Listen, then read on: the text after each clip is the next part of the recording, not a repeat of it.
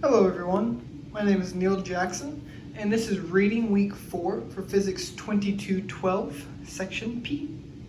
Alright, so this week was all about figuring out what the electric field of distributed charges were.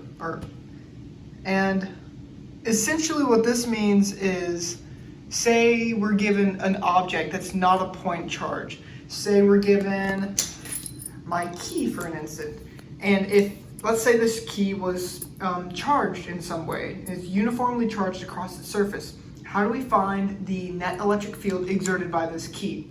So this problem, or this situation described to us, is pretty applicable to real life, as most objects engineers will interact with won't necessarily be point charges. We'll be dealing with rods, rings, other capacitors and whatnot, which all they utilize the same principles as point charges, but they're not shaped like point charges. And so we have to treat them differently and calculate their electric field differently.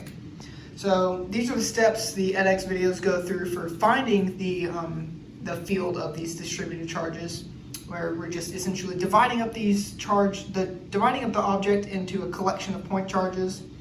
We want to compute the electric field of each piece, and then we add all these fields together through superposition. So when I first was watching these videos, we started talking about cutting up little pieces of something and then calculating stuff and adding it all together, and that immediately I was like, hold on, are we going to start calculating integrals? Like, what's going on here? And sure enough, in the very first video where we're talking about finding the electric field of a rod, we're calculating an integral, which was super duper exciting to see, just because I'm kind of a calculus nut. It's interesting to me. I don't know why. It's just cool stuff. But the reason behind that is because in this first example, the electric field of a rod, suppose you have a rod, or a pencil might be a better visual example.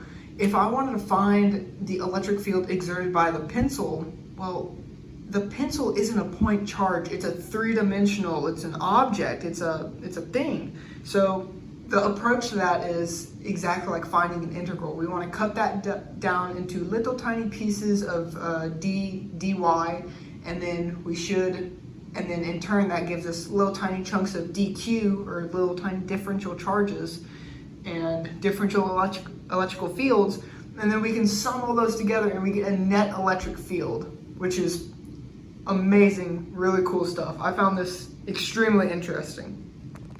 And the same method of complex superposition, I'll call it, that we applied to the rod can be applied for the electric field of a ring, the electric field of a charged plate, and then the electrical field of a spherical shell and the electrical field of a sphere. And most all of these formulas have some sort of, what happens if R is greater than L, R is less than L, and whatnot. And I have these written down there, and they work exactly like when we were talking about dipoles. Well, what happens if D is much greater than S? Well, you can just kind of neglect S. That same concept is being used here. But the applications of this section of Physics 2 are vast in most fields of science, and especially in engineering. As we start to invent new ideas and make new products and inventions, we're going to see a need for new nanotechnologies. We're going to see a need for new ways to power objects and new, more efficient ways to get stuff done.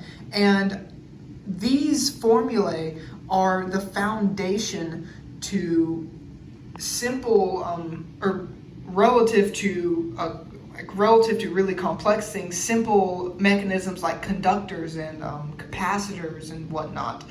And these formulas really help us to begin to understand the complex machines that help run our world today. Thanks for watching. Have a great day.